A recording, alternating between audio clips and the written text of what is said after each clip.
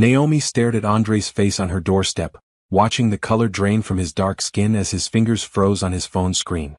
20 minutes. That's how long he'd been standing there after she asked him to deliver a simple message to Brandon. 20 minutes of stammering, sweating, and refusing to meet her eyes. Andre, what is going on? Naomi asked again, her voice steady despite the earthquake building in her chest. Just text Brandon that his mother called. It's not complicated.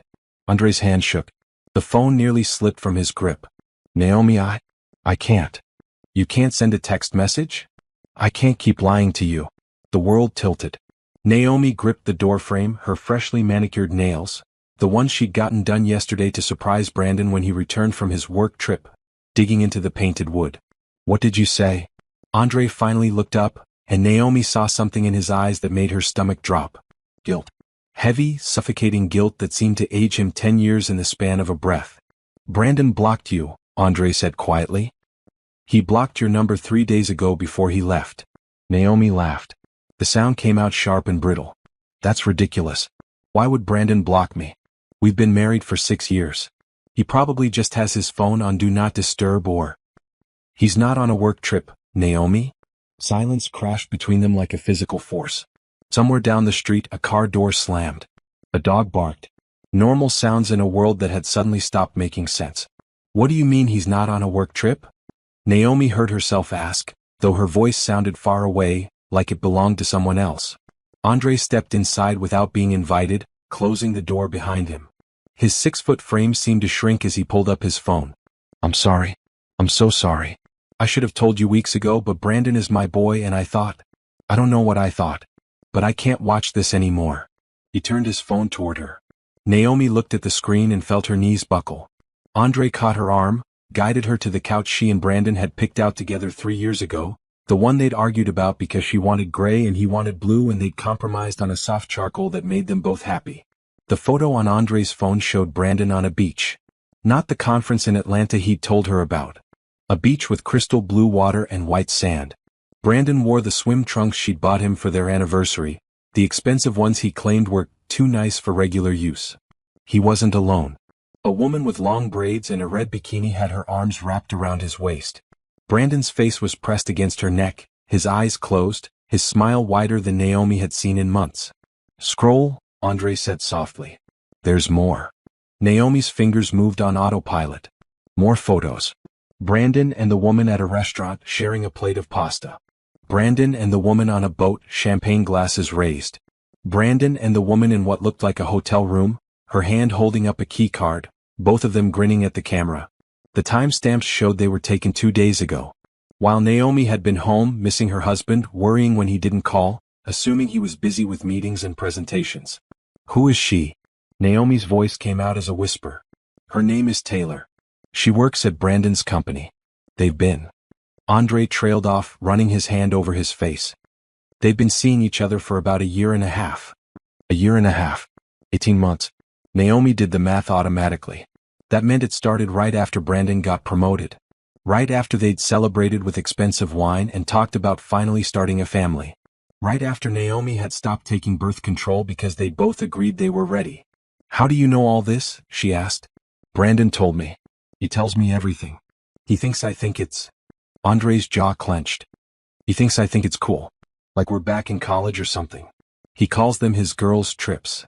Says Taylor is more fun than me. Andre didn't deny it. That denial hurt worse than confirmation. Naomi scrolled through more photos. There were dozens. Trips to Miami, New York, Las Vegas, New Orleans. All places Brandon had told her were work trips, conferences, training sessions. Places Naomi had never questioned because she trusted her husband. Because in 6 years of marriage he'd never given her a reason not to. Except he had. She just hadn't seen it. The late nights at the office. The new cologne. The way he'd started going to the gym obsessively. The sudden interest in dressing better. The distance in his eyes when he looked at her, like he was somewhere else entirely. All signs Naomi had noticed but explained away because people went through phases, because marriage took work, because she loved him and believed he loved her. Why are you telling me this now? Naomi asked, still scrolling, each image a fresh cut. After 20 minutes of standing at my door? What changed? Andre pulled up a text message. Brandon's name at the top, sent 15 minutes ago. Bro, if Naomi contacts you, just ignore her. I'm keeping my phone off this whole trip. Taylor doesn't want any drama. We're talking about making this permanent when I get back. Gonna file for divorce in a few weeks. Just need to figure out the financial stuff first. Naomi read it 3 times. Then 4. The words refused to make sense, like they were written in a foreign language her brain couldn't process. Making this permanent. File for divorce. Financial stuff. There's more, Andre said, and his voice cracked. Naomi, you need to know everything before you decide what to do. He's been planning this. He's been moving money around. I don't know all the details, but I heard him on the phone with Taylor last week talking about accounts and making sure things were protected before he made his move. The room spun. Naomi pressed her palms against her thighs, focusing on the pressure, the solidity of her own body because everything else felt like it was dissolving. Brandon wasn't just cheating. He was planning to leave. And he was making sure she got as little as possible when he did. How much do you know? Naomi asked, and she was surprised by how calm her voice sounded. Flat. Empty. Like someone had reached inside and scooped out everything that made her her. Andre hesitated. Enough to know you need a lawyer. Today. Right now. Naomi looked down at her hands. The wedding ring Brandon had placed on her finger 6 years ago caught the afternoon light. She'd been 24 years old, so sure she'd found her forever person. Brandon had cried during his vows. His mother had cried. Naomi's father had pulled Brandon aside afterward and told him to take care of his daughter, and Brandon had promised he would. What a stupid promise. Does everyone know? Naomi asked. Your whole friend group? The people we have dinner with every month? Do they all know Brandon's been taking his mistress on trips while I sit at home like an idiot? Some of them know. Some suspect. Most. Andre's voice dropped. Most just follow Brandon's lead. You know how he is. Life of the party. Everyone wants to be in his circle. They don't ask questions. Naomi stood up. Her legs felt like water, but they held. She walked to the kitchen, Andre trailing behind her, and pulled out her laptop from the counter drawer. Her hands were steady as she typed, "Divorce attorney near me," into the search bar. Thank you for telling me, she said without looking at him. You can go now. Naomi, I'm sorry. I should have. You should have told me 18 months ago. Naomi finally looked up, and whatever Andre saw in her face made him step back. But you told me now. That's more than Brandon was planning to do. So thank you. Now leave. Andre left. The door clicked shut behind him. Naomi sat in the silence of the home she'd built with a man who'd been dismantling their life in secret. She looked at the photos on the walls, their wedding, their vacations, their anniversary dinners. All lies. Or maybe not lies exactly. Maybe just expired truths, moments that had been real once but meant nothing now. Her phone buzzed. A reminder for Brandon's flight home tomorrow evening. She was supposed to make his favorite dinner, wear the dress he liked, be the good wife welcoming her husband home. Naomi deleted the reminder. Then she opened her laptop and started making calls. If Brandon wanted to plan, she could plan too. And she had something he didn't, the element of surprise. The attorney's office smelled like leather and expensive coffee. Naomi sat across from Patricia Holmes, a woman in her 50s whose reputation for destroying unfaithful spouses in court was legendary. Patricia's fees were astronomical, $500 per hour, but after one phone call she'd agreed to see Naomi first thing Sunday morning. Walk me through everything, Patricia said, her pen poised over a legal pad. Start from when you first suspected something was wrong. Naomi had spent all night thinking about this question. I didn't suspect anything. That's the problem. Brandon was careful. People always suspect something, Patricia said gently. They just don't trust their instincts. Think back. When did things change? Naomi closed her eyes. About 18 months ago. He got promoted to regional sales manager. More travel, higher salary. We were happy about it. We celebrated. And after the promotion? He was gone more. 2 or 3 trips a month. Sometimes 4. Always different cities. Always conferences, or training sessions or client meetings. But he'd come home energized instead of tired. Excited. He'd bring me small gifts, candles, scarves, wine. Things that felt like afterthoughts. Patricia wrote quickly. Did his appearance change? Yes. The admission hurt. He started working out. Lost about 30 pounds. Bought new clothes. Said he wanted to look professional for his new position. I thought it was good. I thought he was taking care of himself. What about intimacy? Naomi's cheeks burned. Less frequent. He said he was stressed from work. Tired from traveling. I believed him because I'm a nurse. I work 12-hour shifts. I'm tired too. I thought we were just in a normal married couple phase. Did you have access to bank accounts? We have a joint checking account for household expenses. But Brandon handles the main savings. He's always been better with money, so I let him manage the investments and long-term planning. Naomi heard how stupid that sounded now. I trusted him. Patricia's expression didn't change, but Naomi saw something flicker in her eyes. How many times had this lawyer heard those exact words? I need you to do something for me right now, Patricia said. She slid a piece of paper across the desk. These are instructions for accessing your credit report and any accounts that have your name or social security number attached. I want you to pull everything. Check for accounts you didn't open, credit cards you don't know about, loans you didn't sign for. You think he opened accounts in my name? I think cheating spouses who plan to leave often do things to protect their assets while exposing their partners. I've seen it 100 times. Check everything. Naomi pulled out her phone and started following the instructions while Patricia watched. It took 15 minutes of navigating websites and verification questions. When the credit report finally loaded, Naomi's stomach turned. 3 credit cards she'd never opened. All maxed out. Total debt, $43,000. Oh my God, Naomi whispered. Patricia leaned forward. What did you find? Naomi turned the phone around. Patricia's jaw tightened. He's been building debt in your name while moving assets in his. Classic financial infidelity pattern. Patricia made more notes. What about the savings account? Can you check the balance right now? Naomi opened her banking app. She and Brandon had started their marriage with $30,000 in savings. Money from wedding gifts and their combined savings before the wedding. Over 6 years they'd added to it slowly but steadily. Monthly deposits. Tax returns. Bonuses. The last time Naomi checked, maybe 4 months ago, they'd had over $95,000. The current balance was $8,247. Naomi's hands started shaking so badly she almost dropped the phone. Patricia took it from her, looked at the screen, and her expression hardened into something dangerous. Pull up the transaction history, Patricia instructed. I need to see where the money went. They spent the next hour going through bank statements. The pattern became sickeningly clear. For the past 18 months, Brandon had been making regular withdrawals and transfers. $2,000 here. $5,000 there. Large purchases marked as business expenses that were actually luxury hotels, expensive restaurants, designer stores. One transfer jumped out. $15,000 moved to an account Naomi didn't recognize 3 months ago. That's probably an account he opened in his name only, Patricia said. Preparing for the divorce. Moving marital assets into individual accounts is fraud, and we'll use it against him. There were also recurring monthly payments of $2,800 to something labeled Property Management Services. What's this? Naomi asked. Patricia pulled up her laptop and did a quick search. It's a rental agency. He's renting a second residence. For her. Naomi's voice came out flat. He got his mistress an apartment. Likely. We'll need to verify, but that's my assumption. Patricia added it to her growing list of evidence. What about your home? Is it in both names? Yes.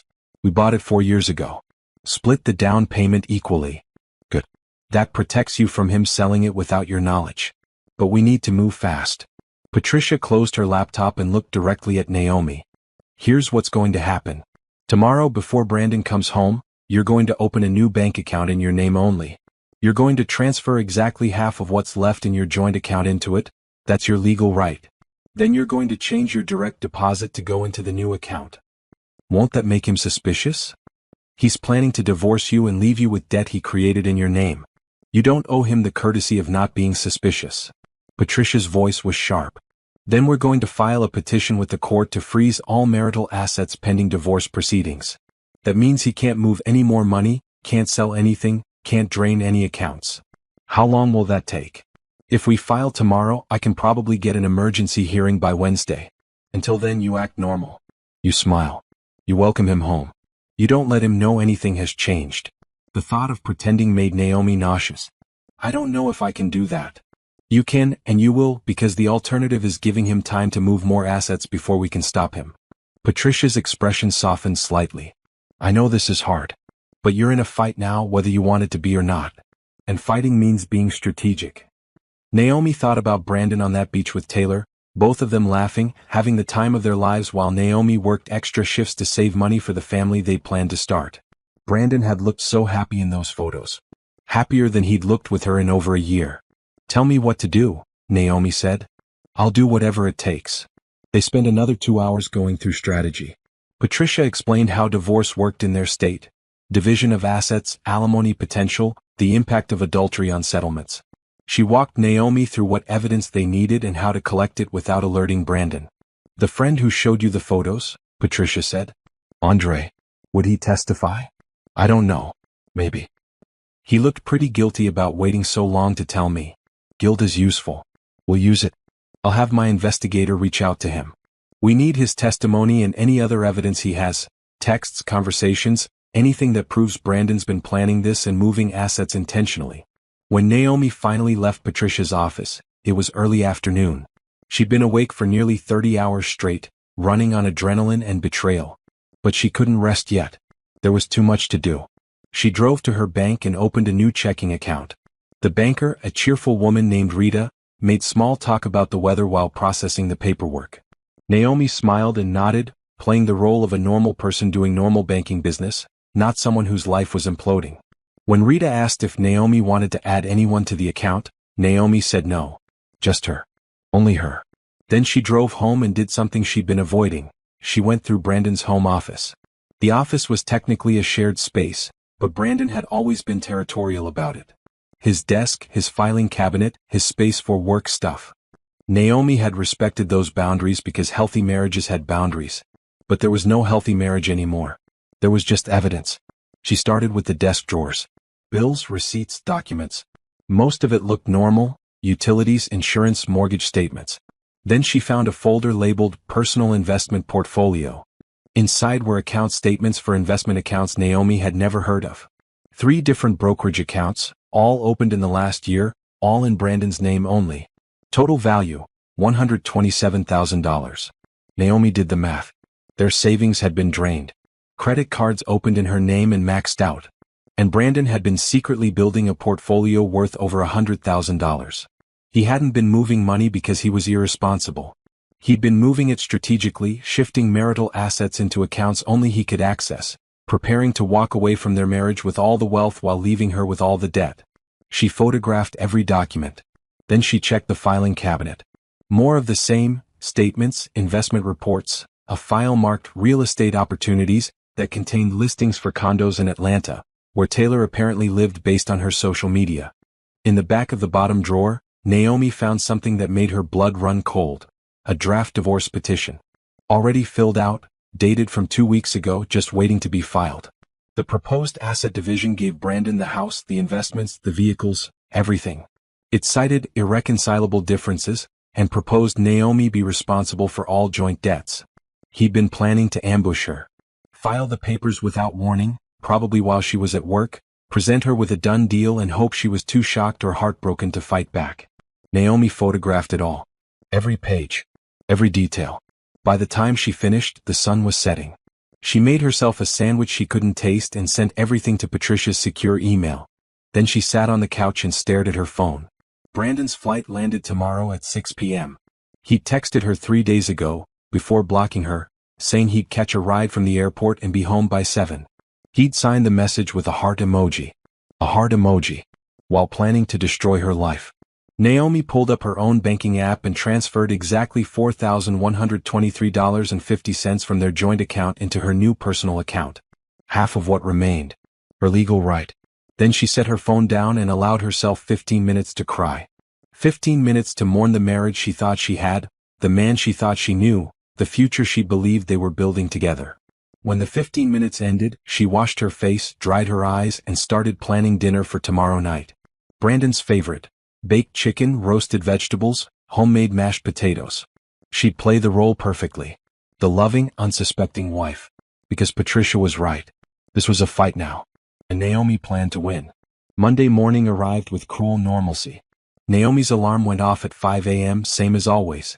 She went through her routine: shower, coffee, scrubs, like any other workday. But when she walked into the hospital for her shift, everything felt surreal, like she was watching herself from a distance. "You okay, honey?" asked Diane, her coworker and friend of 4 years. They were standing at the nurse's station, preparing for morning rounds. "You look exhausted." "Brandon's coming home today," Naomi said, which was true enough. "Just didn't sleep well." Diane smiled. "Missed him, huh? How long has he been gone this time?" 5 days. 5 days. While Naomi discovered her entire marriage was a performance, but Diane didn't need to know that. Not yet. Naomi had learned the hard way that people chose sides in divorces, and she couldn't afford to show her hand before Brandon even knew they were playing a game. The shift dragged endlessly. Naomi went through the motions, checking vitals, administering medications, updating charts, but her mind was elsewhere. She kept refreshing her email, waiting for updates from Patricia. At 11 a.m., a message arrived. "Investigator made contact with Andre. He's cooperating. Provided additional evidence including text message logs and voice recordings. Will forward copies. Court date set for emergency asset freeze hearing Wednesday 9 a.m. Brandon will be served papers Tuesday evening." Naomi read it 3 times in the supply closet, her heart hammering. Tuesday evening. Tomorrow. Less than 24 hours from now. She could do this. She could pretend for one more day. Another email arrived during her lunch break, this time with attachments. Naomi opened them on her phone and immediately regretted it. She was sitting in the hospital cafeteria, surrounded by colleagues, and had to fight to keep her expression neutral. The text messages between Brandon and Andre went back months. Hundreds of messages where Brandon bragged about Taylor, complained about Naomi, discussed his exit strategy. "She's got no idea," Brandon had written 3 months ago. "Still thinks we're trying for a baby. Meanwhile, I've got everything lined up.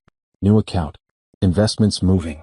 Gonna file right after I get the promotion bonus so she can't touch it." Andre had responded, "Man, that's cold."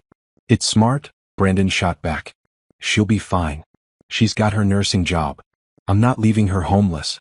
But I'm not giving her half of everything I worked for either. I built this career. Taylor gets what that takes. Naomi just wants me home by 6 for dinner like I'm some regular dude." There were more. Messages about how to hide money. Which assets were harder to divide in divorce. How long Brandon needed to maintain separate addresses before he could claim Taylor's apartment as his primary residence for tax purposes. He'd been planning this like a business transaction, complete with spreadsheets and timelines and financial projections. One message from 2 weeks ago stood out. "Told my lawyer to lowball the settlement offer. If Naomi's smart, she'll take it. If she fights, we'll drag it out until she can't afford her attorney anymore." Most people fold when legal fees start piling up. Naomi's hand shook so badly she nearly dropped her phone. A coworker asked if she wanted the rest of her salad. Naomi shook her head, excused herself, and barely made it to the bathroom before she threw up. She hadn't eaten enough for there to be much to throw up.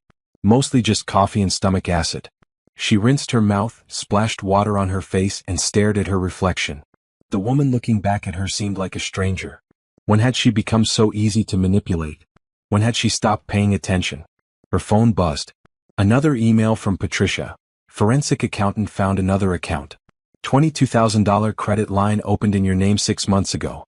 Used for cash advances. Money withdrawn and transferred to Brandon's personal accounts. This is identity theft. We can pursue criminal charges if you want. Criminal charges. Against her husband. Except he wasn't acting like a husband. He was acting like a criminal who happened to be married to his victim. Naomi typed back, "Do whatever will protect my assets and credit. I don't care about punishing him. I just want to be free of him." But that was a lie. She did want him punished. She wanted him to feel a fraction of what she was feeling. The betrayal, the humiliation, the grief of discovering the person you loved most was capable of this level of cruelty. The rest of her shift passed in a blur. By 3 p.m., Naomi was so exhausted she asked her supervisor if she could leave early. She never left early. In 4 years she'd maybe called out sick 3 times. Her supervisor took one look at her face and told her to go home and rest.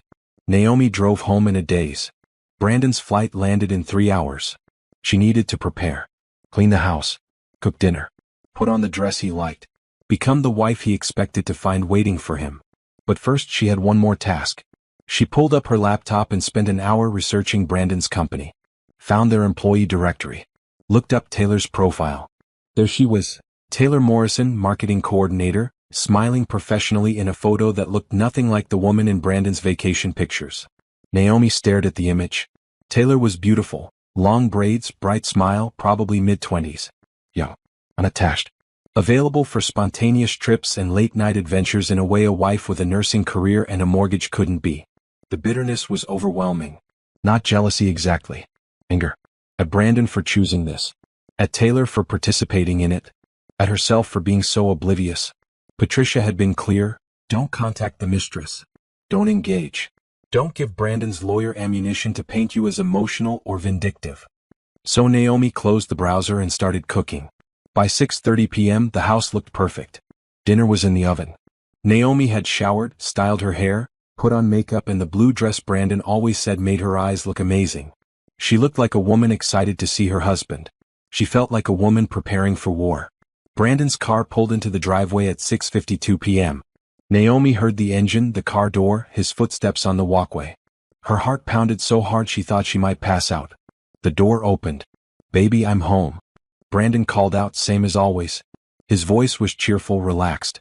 He sounded like a man without a care in the world. Naomi walked into the entryway and smiled. "Hey, how was the trip?" Brandon dropped his suitcase and pulled her into a hug. He smelled like airport and cologne and lies. Naomi made herself hug him back, made herself not stiffen or pull away. Trip was good. Productive.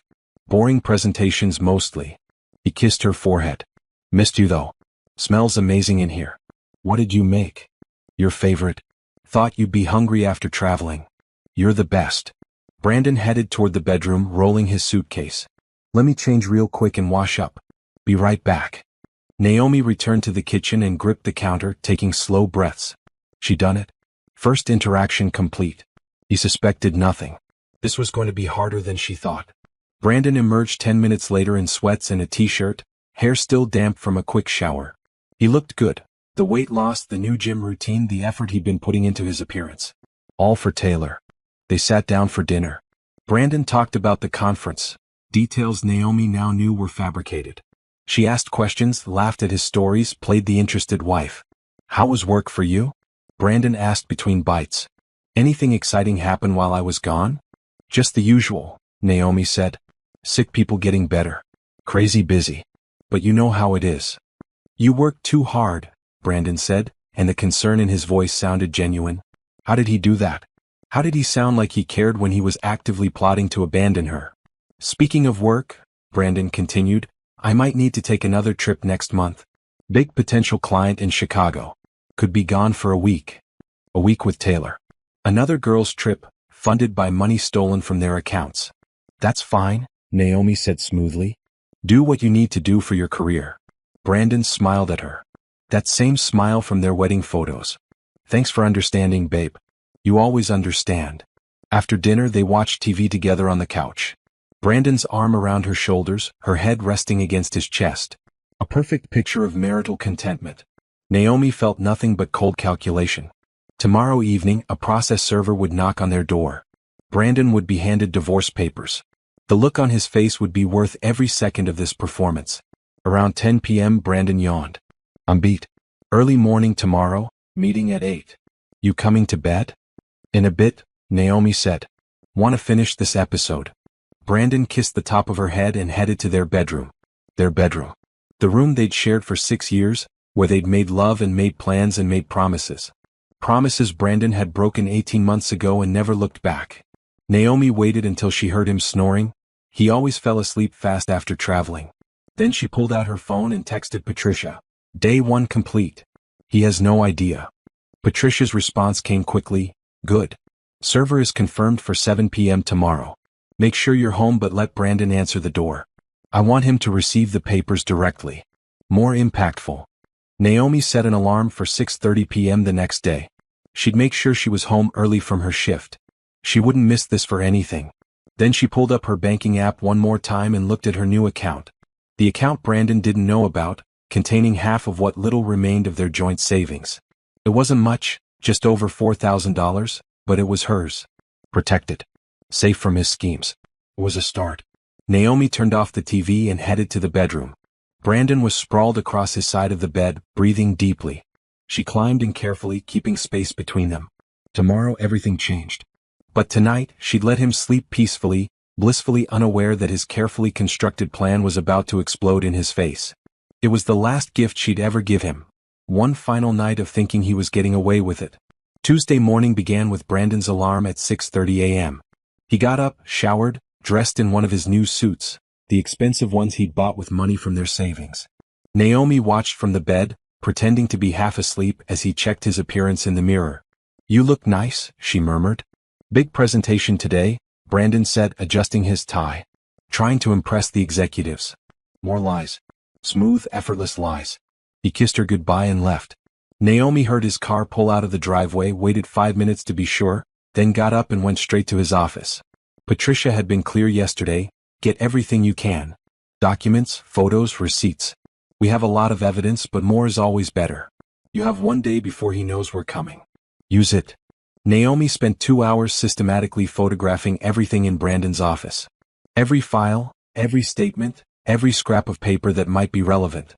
She organized them into folders on her phone: bank statements, credit cards, investment accounts, travel receipts.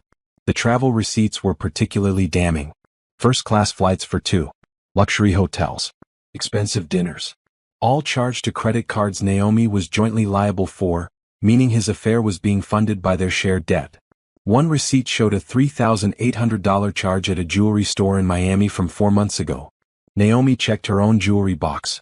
No new pieces. Brandon hadn't bought anything for her in over a year. But Taylor probably had a very nice necklace or bracelet. Naomi photographed the receipt and moved on. She couldn't afford to think about the emotional weight of every discovery. She needed to stay focused. By 9 a.m. she documented everything. She sent it all to Patricia's secure email, then carefully returned everything to its original position. Brandon could never know she'd been through his things. At work, Naomi functioned on autopilot. She checked on patients, administered medications, updated charts. Her body performed her job while her mind ran through the evening's timeline over and over. Process server arrives at 7 p.m. Brandon answers the door. Gets handed divorce papers. Realizes his plan has been discovered. Realizes Naomi isn't the oblivious wife he thought she was. What would he do? Rage? Cry? Plead? Try to talk his way out of it? Naomi almost didn't care. She just wanted to see his face when his world fell apart the way hers had 4 days ago. At 2 p.m. her phone rang. Unknown number. Naomi stepped into an empty patient room to answer. Is this Naomi Brooks? A woman's voice, professional but warm. Yes, who's calling? My name is Sharon Shin. I'm the forensic accountant Patricia Holmes hired to review your financial situation. Do you have a few minutes to talk? Naomi's chest tightened. Yes. What did you find? Quite a bit, unfortunately. Papers shuffled in the background. I've been going through your accounts, credit reports, and the documents you provided. The financial manipulation is extensive. I'm still compiling the full report, but I wanted to give you a preliminary overview. Okay. Naomi sat down on the empty hospital bed, gripping the phone. First, the good news. You have a strong case for financial fraud. Your husband has been systematically draining marital assets and hiding them in accounts opened solely in his name. In total, I've traced approximately $87,000 that was transferred out of joint accounts over the past 18 months. That money went into 3 brokerage accounts, 1 high-yield savings account, and regular cash advances from the credit cards opened in your name. $87,000. Nearly $100,000 of their shared future, stolen one transaction at a time. The credit cards in your name total $43,000 in debt, as you know. But I also found something else. Your husband opened a home equity line of credit 6 months ago. $50,000 credit line against your house. He's drawn $32,000 from it so far. Wait.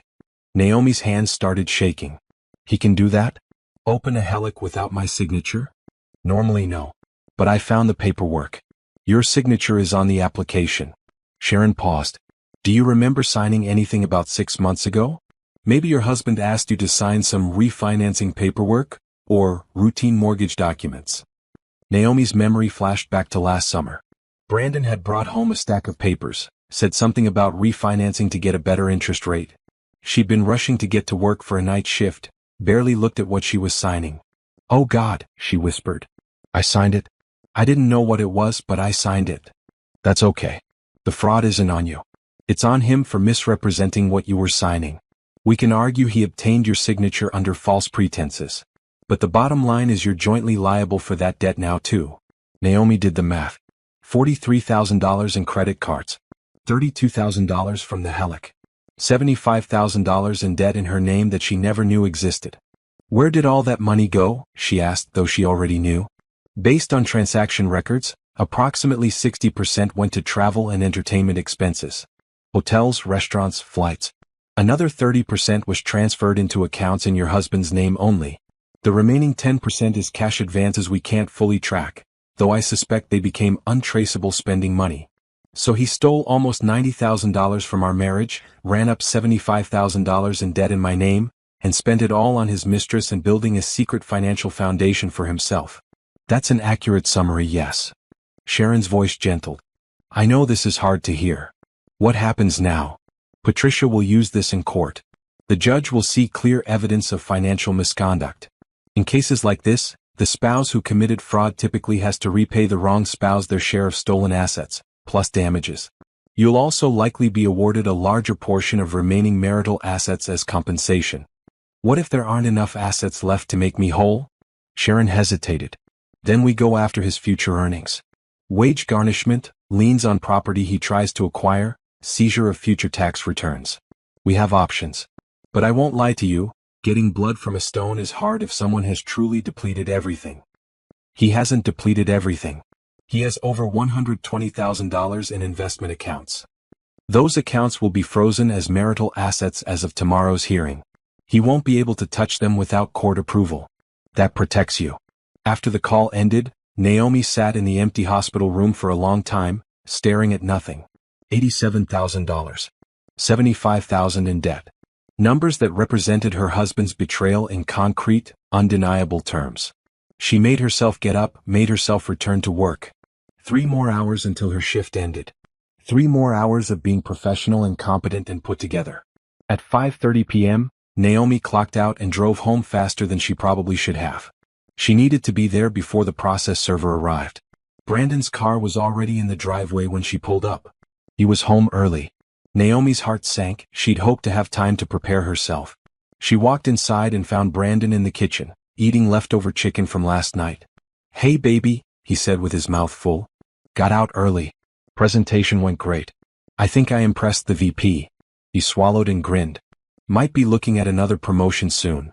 Another promotion. More money he'd probably steal and hide. That's great, Naomi said, setting down her bag. I'm really proud of you. Brandon pulled her into a hug.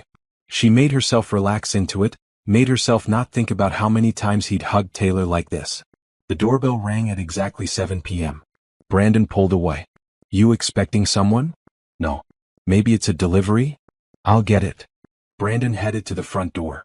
Naomi followed slowly, her heart pounding so hard she could hear it in her ears. Brandon opened the door. A man in his 40s stood on the porch holding a manila envelope. Brandon Brooks. That's me. You've been served. The man handed Brandon the envelope and walked away quickly back to his car. Brandon stood frozen in the doorway, staring at the envelope like it might explode. What the hell? He ripped it open, pulled out the papers, started reading.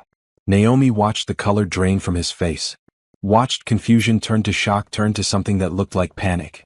What is this? Brandon's voice came out choked. He looked up at Naomi.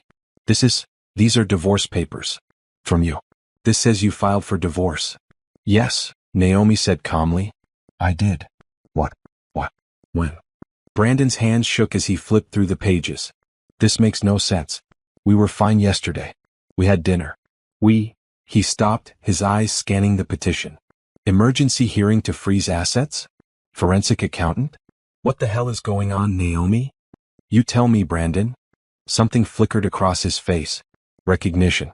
Fear. He knew. In that moment he knew she'd found out. Baby, listen. Don't call me that. Naomi's voice was ice.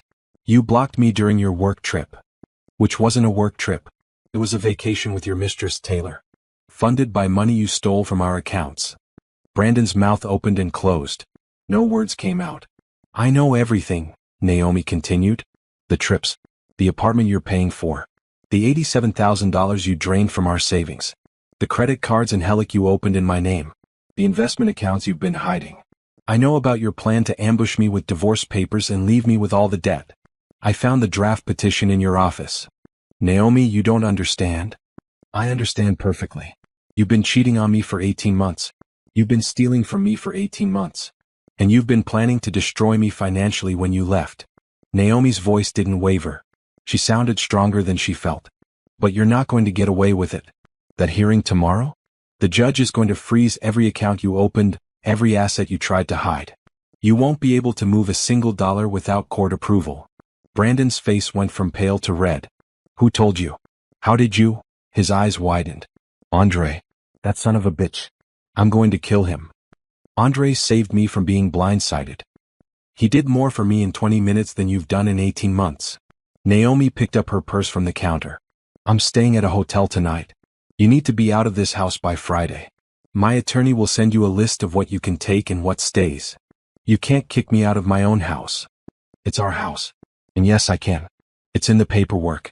Emergency order for separate residences. Judge signed it this afternoon. Naomi headed toward the door. Oh, and Brandon? Your girlfriend? I'd call her if I were you. Let her know the gravy train is ending. Maybe she'll stick around when you're broke. But I doubt it. She walked out before he could respond, before her composure cracked, before the tears she'd been holding back for hours finally spilled over. Naomi got in her car and drove to the hotel she'd booked that morning. Only when she was safely in her room, door locked, did she allow herself to fall apart. She'd done it. She'd looked him in the eye and shown him she wasn't the naive woman he thought she was. Now came the hard part, actually winning. The emergency hearing took place Wednesday morning in a courthouse Naomi had never been inside before. She sat next to Patricia at a table facing the judge, her hands folded in her lap, trying to project calm confidence. Brandon sat across the aisle with his attorney, a man named Robert Pierce who looked expensive and annoyed. Brandon had obviously hired him in a panic last night, probably paying a huge retainer to get representation this quickly. Good. Let him spend money on lawyers. There'd be less for him to hide. Judge Anderson, a woman in her 60s with sharp eyes and no-nonsense demeanor, reviewed the petition while everyone waited in tense silence. Mr. Pierce, the judge finally said, your client was served less than 24 hours ago. I'm surprised to see representation already. My client takes these allegations very seriously, Your Honor, Pierce said smoothly. He denies all claims of financial misconduct and believes this filing is retaliatory and based on misunderstandings. Patricia stood. Your Honor, if I may. These aren't allegations. They're documented facts. We have bank statements, credit reports, forensic accounting analysis, and testimony from a witness who can verify the defendant's intent to defraud the petitioner. Judge Anderson looked at Brandon. Mr. Brooks, are you denying that you opened credit accounts in your wife's name? Brandon glanced at his attorney, who nodded slightly. Your Honor, my wife and I have always shared financial responsibilities. Any accounts opened were for mutual benefit. Mutual benefit? Patricia's voice sharpened.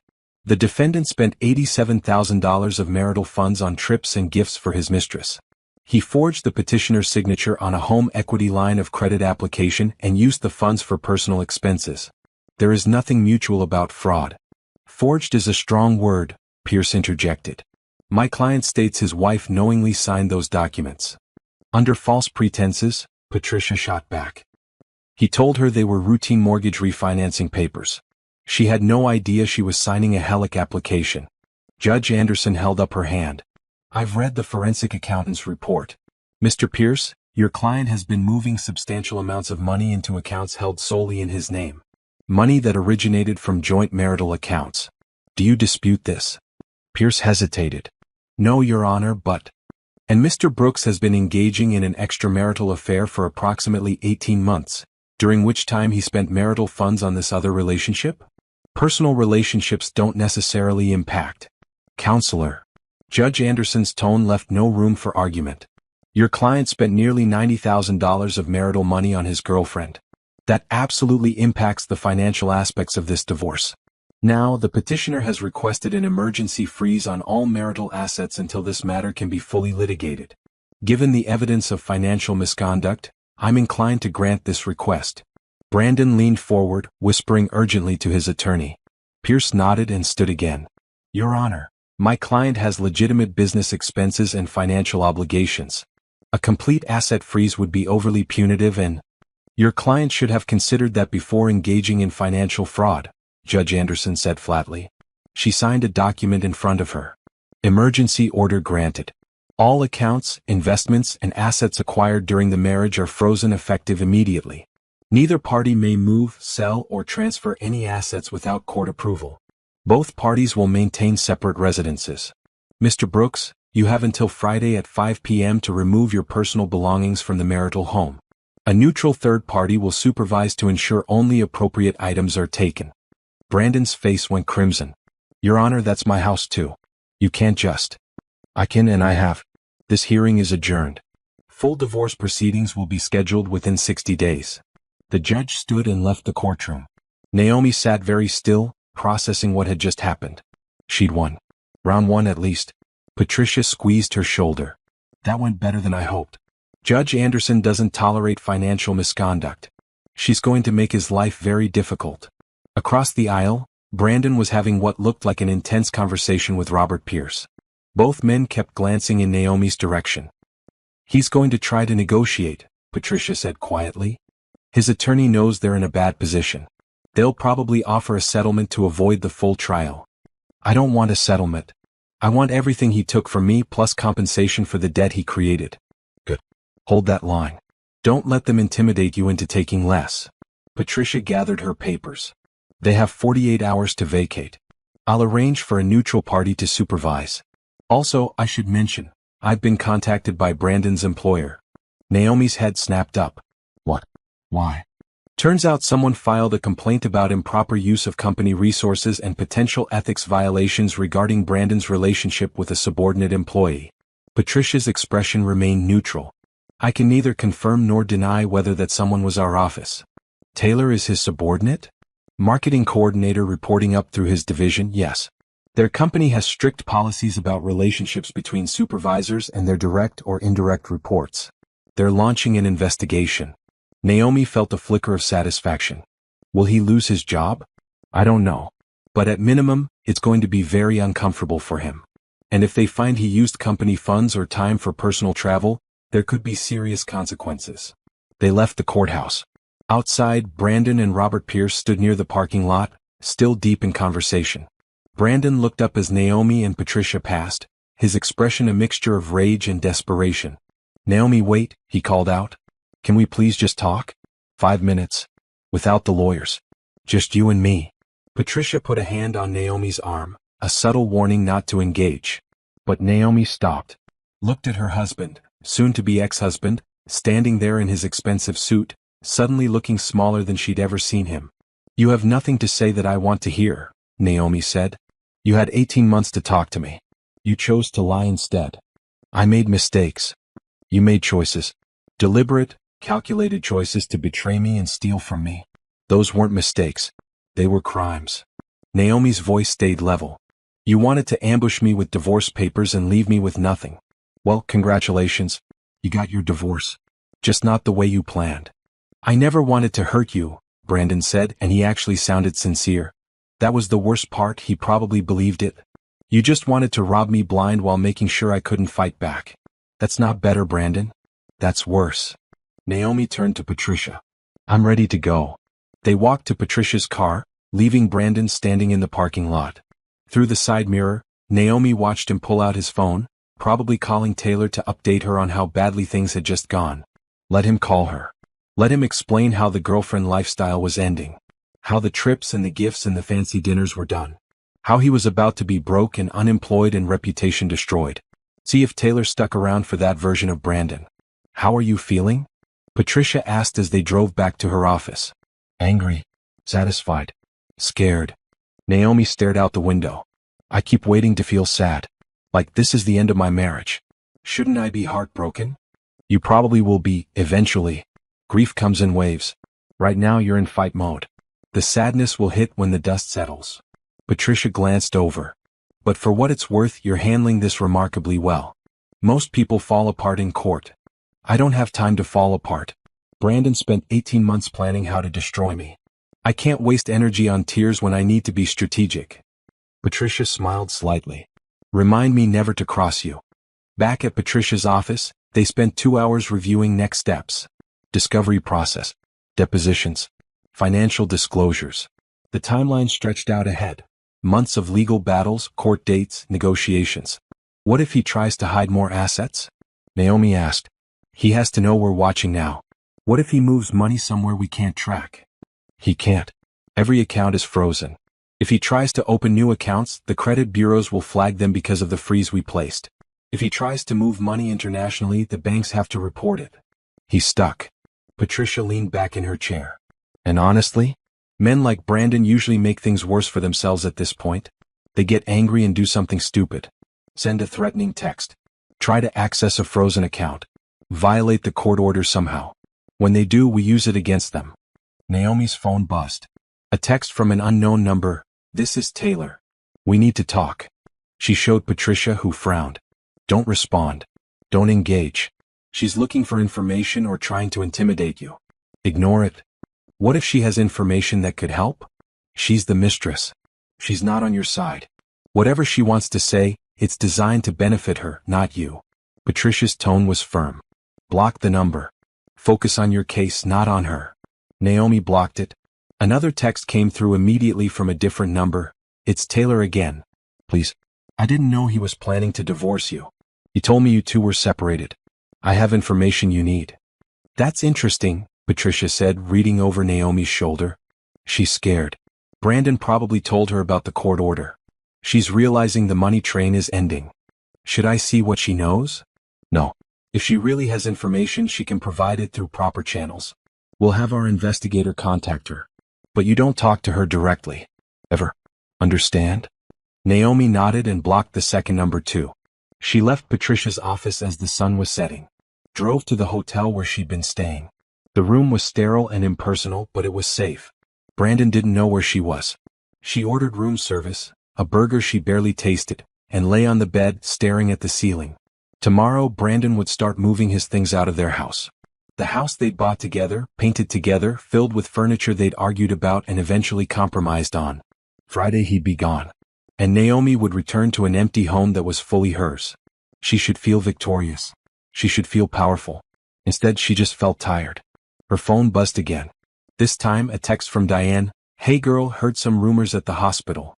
Are you okay? Do you need anything? So it was starting. The gossip. The side-taking. The inevitable social fallout of divorce. Naomi typed back. I'm okay. Going through some stuff but handling it. Thanks for checking in. If you need to talk, I'm here. Anytime. Naomi sent a heart emoji and set her phone aside. She thought about Brandon in whatever hotel or friend's couch he was crashing on tonight. Thought about him explaining to Taylor that the lifestyle she'd enjoyed was ending. Thought about him calling his parents, his friends, trying to spin the story in his favor. Let him spin. The truth had a way of coming out eventually. And Naomi had the evidence to prove every word of it. Friday came faster than Naomi expected. She'd spent the last 2 days in a hotel room, working her shifts at the hospital, and trying not to think about Brandon packing up his life in their home. Patricia had arranged for a neutral supervisor, a process server named Jerome, to oversee the removal of Brandon's belongings. He'd sent Naomi updates throughout the day. He's taking his clothes and personal items. Tried to take the TV, I reminded him it stays. Seems angry but compliant. At 5:15 p.m. Jerome texted, all clear. He's gone. House is secure. Keys have been turned over to the locksmith who's changing the locks now. Naomi drove home as the sun started setting. The house looked exactly the same from the outside, but walking through the front door felt surreal. Brandon's presence had been scrubbed away. His shoes weren't by the door. His jacket wasn't on the hook. The house felt emptier but also cleaner somehow, like a wound that had been lanced. She walked through each room, cataloging what was gone. Brandon had taken his clothes, his toiletries, his laptop, his gaming console. He'd left furniture, kitchen items, shared belongings. The house looked lived in but lonely. In the bedroom, her bedroom now, Naomi noticed he'd taken his nightstand but left hers. Taken his dresser but left the bed. Divided their life down the middle with surgical precision. On the kitchen counter, she found an envelope with her name on it in Brandon's handwriting. Inside was a single piece of paper. Naomi, I know you hate me right now. I don't blame you. But this doesn't have to be a war. We can settle this quietly, divide things fairly, and move on with our lives. Call me, please. B. Naomi read it twice, then ripped it into pieces and threw it in the trash. Settle quietly. On his terms. After he'd spent months planning to ambush her. Not a chance. Her phone rang. Patricia. You back in the house? Patricia asked. Yes. Brandon left a note asking me to settle quietly. Of course he did. He knows he's in trouble. His attorney probably advised him to try the gentle approach since the aggressive one backfired. Patricia's voice shifted, becoming more serious. Speaking of which, I have news. Remember how Brandon's company was investigating him? Yes. They completed their preliminary review. Brandon has been placed on administrative leave pending a full ethics investigation. Turns out he did use company resources for personal travel, booked trips through the corporate account, then claimed them as client meetings that never actually happened. Will he be fired? Too early to tell. But even if he keeps his job, this is going to follow him. Companies don't forget ethics violations. Patricia paused. Also, Taylor has been transferred to a different department. No more direct or indirect reporting relationship with Brandon. My guess is she's trying to save her own career. Good. Let them both scramble. There's something else, Patricia continued. Andre wants to meet with you. He says he has more information but wants to provide it directly to you, not through me. Naomi's first instinct was to say no. Andre had waited too long to tell her the truth. But he had told her eventually, and his testimony had been crucial in court. Fine. When? Tomorrow afternoon if you're available. I can be present if you'd like. Yes. Your office. I'll set it up. After the call, Naomi made herself dinner, leftover pasta she barely tasted. Then she did something she'd been avoiding. She started going through the house, looking for anything else Brandon might have hidden. In the guest bedroom closet, she found a box she'd never seen before. Inside were photos, printed photos, not digital. Brandon and Taylor at various locations over the past year and a half. The beach. A mountain cabin. City streets Naomi didn't recognize. They looked happy. Genuinely happy in a way that made Naomi's chest ache. She almost threw the box away. Then she remembered Patricia's advice. Save everything. Even things that hurt to look at. You never know what might be useful. So she took photos of the photos with her phone and put the box aside for Patricia. In Brandon's office, which Naomi realized she needed to start thinking of as just the office, she found more evidence he'd tried to take but couldn't because Jerome was watching. Bank statements tucked in desk drawer. Investment account documents. A leather journal filled with dates and amounts and notes about asset protection strategies. Naomi photographed every page. By the time she finished, it was past midnight. She should go to bed. She had a shift tomorrow. But instead, she sat on the couch with a glass of wine and pulled out her phone. Brandon's social media was still public. She'd never checked it during their marriage. Why would she? But now she scrolled through his posts. The lies were breathtaking. Posts about productive business trips, accompanied by photos of expensive meals. Check-ins at hotels with captions about conference grind. Motivational quotes about success and ambition. And tagged in many posts, Taylor Morrison. Naomi clicked on Taylor's profile.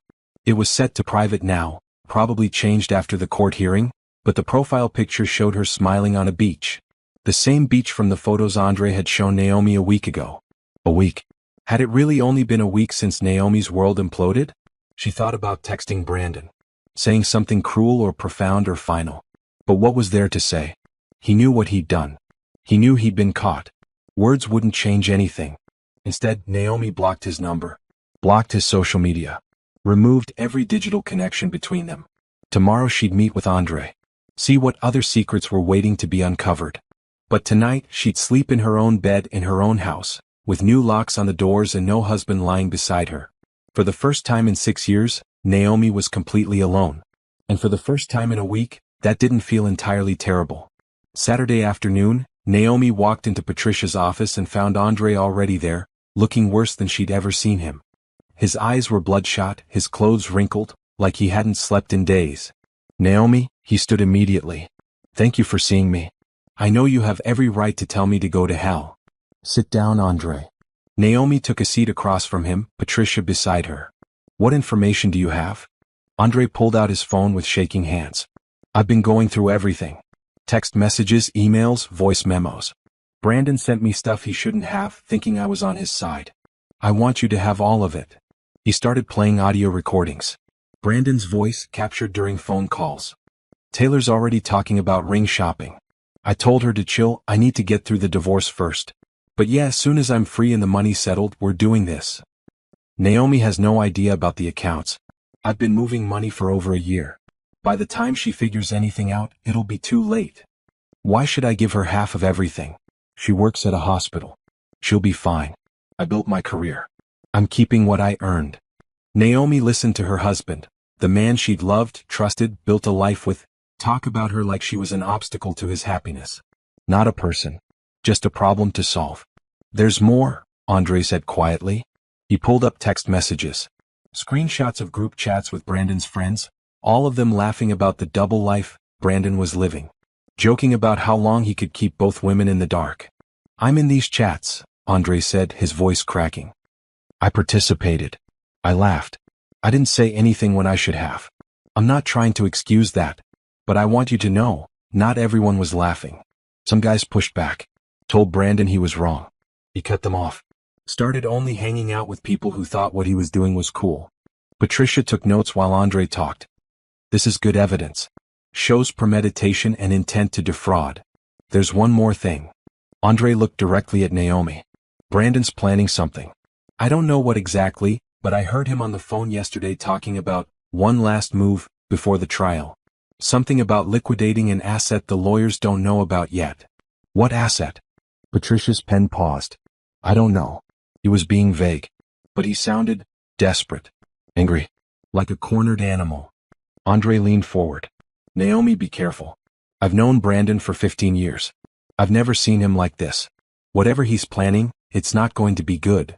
After Andre left, Naomi sat in Patricia's office, processing everything she just heard. What do you think he meant? Naomi asked. One last move. Could be anything. Trying to sell something without permission. Hiding cash somewhere. Moving money through a friend's account. Patricia tapped her pen against her legal pad. Or it could be nothing. Men like Brandon often make threats when they're losing control. The bluster is the point. But what if it's not just bluster? Then we'll deal with it. We have eyes on his accounts. The court order is ironclad. If he tries anything illegal, we'll catch him and use it to bury him. Patricia met Naomi's gaze. You're protected. I promise. Naomi wanted to believe her. But Andre's warning echoed in her head for the rest of the day. That evening she got a call from an unknown number. Against her better judgment, she answered. Naomi? Taylor's voice, hesitant and scared. Please don't hang up. I need to talk to you. How did you get this number? From Brandon's phone when he wasn't looking. Listen, I know you probably hate me, but there's stuff going on you need to know about. I'm not interested in anything you have to say. Brandon's planning to drain his 401k. He thinks his lawyer found a loophole where he can take an early withdrawal for financial hardship and claim it's not a marital asset because it's retirement money. Taylor's words came out in a rush. He's going to do it next week before the court can stop him. Naomi's grip tightened on the phone. Why are you telling me this? Because he's a liar. Taylor's voice cracked. He told me you two were separated. That you were fine with him seeing other people. That the divorce was mutual. I didn't know he was stealing from you until I saw the court documents. And now he's talking about marrying me, but I realized, if he did this to you, he'll do it to me eventually. You're just figuring that out now? I was stupid, okay? I'm 26 years old. He's this successful, charming guy who made me feel special. I didn't ask enough questions. Taylor took a shaky breath. But I'm asking them now. And I don't like the answers. Naomi wanted to feel vindicated. Instead, she mostly felt tired. If you really want to help, contact my attorney. Naomi gave her Patricia's number. Tell her everything you know. Officially. On the record. Will that protect me? If I testify against him? I don't know. That's between you and your own lawyer. But if you're serious about doing the right thing, this is how you do it. The call ended. Naomi immediately called Patricia and relayed the conversation. 401k withdrawal, Patricia muttered. That's actually smart on his part. Early retirement withdrawals are complicated in divorce. If he acts fast enough. She trailed off, typing furiously on her computer. Okay. I'm filing an emergency motion first thing Monday morning to specifically freeze his retirement accounts. If he tries to withdraw before then, we'll have proof he violated the asset freeze. And if he already did it? Then he's in contempt of court. Judge Anderson does not tolerate contempt.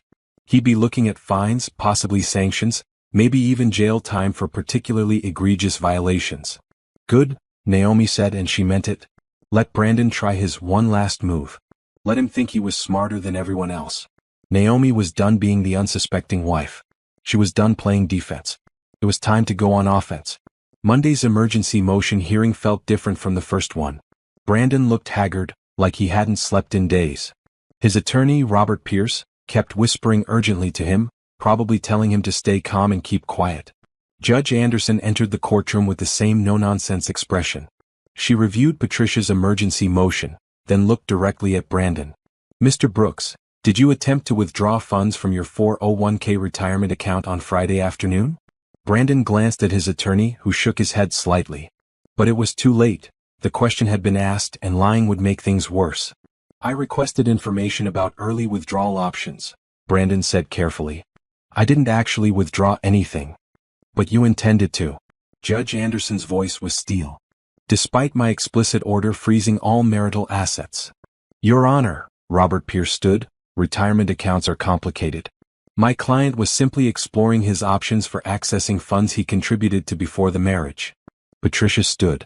"Your Honor, the defendant's 401k has increased in value by over $80,000 during the marriage through both contributions and market growth. That appreciation is absolutely a marital asset. And the fact that he was exploring withdrawal options despite the freeze shows a clear pattern of attempting to hide and liquidate assets before the court can properly divide them." Judge Anderson made a note. "I'm adding specific language to the asset freeze order. Mr. Brooks, you are prohibited from accessing, withdrawing, borrowing against, or liquidating any portion of your retirement accounts without express written permission from this court. Do you understand?" "Yes, Your Honor." Brandon's voice was tight. "Furthermore, I'm ordering both parties to submit to financial disclosure depositions within 30 days. You will provide complete documentation of every account, every asset, every debt. If I find evidence of hidden assets or continued attempts to circumvent this court's orders, I will hold you in contempt. Am I clear?" "Yes, Your Honor." "Ms. Holmes, I'm granting your request for an expedited trial date. This case will be heard in full in 60 days. Judge Anderson looked between both attorneys. "I suggest you use that time to negotiate a settlement, because if this goes to trial with the evidence I've seen so far, Mr. Brooks is not going to like the outcome." The hearing adjourned. Naomi felt something loosen in her chest, not relief exactly but something close. The judge was on her side. The law was on her side. Brandon was running out of moves. Outside the courthouse, Robert Pierce approached Patricia. "Can we talk?" "Off the record." Patricia glanced at Naomi, who nodded. "My client is willing to discuss settlement terms," Pierce said. "He recognizes the situation is complicated. We'd like to propose a division that's fair to both parties without the expense and exposure of a trial." "Fair?" Patricia's eyebrow raised. "Your client stole nearly $90,000, ran up $75,000 in debt in my client's name, and attempted to hide assets from the court. Fair would be him giving back everything he took, plus compensatory damages. That's not realistic." "Then we'll see you at trial." Patricia turned to walk away. "Wait." Pierce pulled out his phone. "Let me talk to him. Give me until end of business today to come back with a real offer." "You have until 5 p.m., Patricia said. "After that, we proceed with discovery and depositions. And trust me, your client doesn't want his entire financial life exposed in public records." They left Pierce standing in the parking lot. In the car, Patricia smiled. "He's cracking," she said. "Brandon knows he's cornered. Pierce knows his client is going to lose spectacularly at trial. They're going to offer a settlement. What should I accept?" Naomi asked. "Nothing less than complete compensation for stolen assets, assumption of all fraudulent debts by Brandon, and an unequal division of remaining marital assets in your favor. Probably 65 to 35 or 70 to 30. Patricia glanced over. "You're entitled to punitive damages for his misconduct. Don't let them lowball you out of guilt or exhaustion." At 4:47 p.m., Patricia called Naomi at work. They sent an offer. Brandon proposes. He returns $60,000 of the stolen funds, takes responsibility for $50,000 of the fraudulent debt, and agrees to a 60 to 40 asset split with you getting the house. "That's not good enough," Naomi said immediately. "He took $87,000. I want all of it back." "Agreed." "I'm countering with full $87,000 repayment. He assumes all $75,000 in fraudulent debt, 70 to 30 asset split. You keep the house and your vehicle, he keeps his vehicle, and he pays your attorney fees." "Will he agree to that?" "If he's smart, he will." Because if we go to trial, Judge Anderson is going to give you more than that. The negotiation stretched over 3 days. Brandon's attorney tried to chip away at each term. Patricia held firm on most points, made small concessions on others. By Wednesday afternoon, they had a draft settlement. Brandon would repay $87,000 to Naomi in structured payments over 3 years. Brandon would assume $70,000 of the fraudulent debt, negotiated down from $75,000. Assets divided 68-32 in Naomi's favor. Naomi kept the house, her vehicle, and her retirement accounts. Brandon kept his vehicle and whatever remained of his retirement accounts after division. Brandon paid $45,000 toward Naomi's attorney fees. Both parties released all claims against each other upon final payment. "It's not perfect," Patricia said, reviewing the terms with Naomi, "but it's strong. You're getting compensation for his theft, you're protected from his debt, and you're keeping your home. This is a win." Naomi read through the settlement agreement 3 times. Part of her wanted to push for more, make Brandon pay for every lie, every betrayal. But another part was just tired. Tired of fighting. Tired of thinking about him. "If I sign this, it's over?" Naomi asked. "The marriage is officially dissolved. The financial terms get executed. You never have to speak to him again." Patricia leaned back. "You can move on with your life." Naomi picked up the pen. "Where do I sign?" The final divorce hearing took place on a gray Thursday morning. The courtroom was nearly empty, just Naomi, Brandon, their attorneys, and the judge. Judge Anderson reviewed the settlement agreement, asked both parties if they understood and agreed to the terms. Brandon mumbled his assent, not meeting Naomi's eyes. Naomi spoke clearly, "Yes, Your Honor." "Then by the power vested in me by the state, I hereby dissolve the marriage between Naomi Brooks and Brandon Brooks, effective immediately." The judge signed the decree.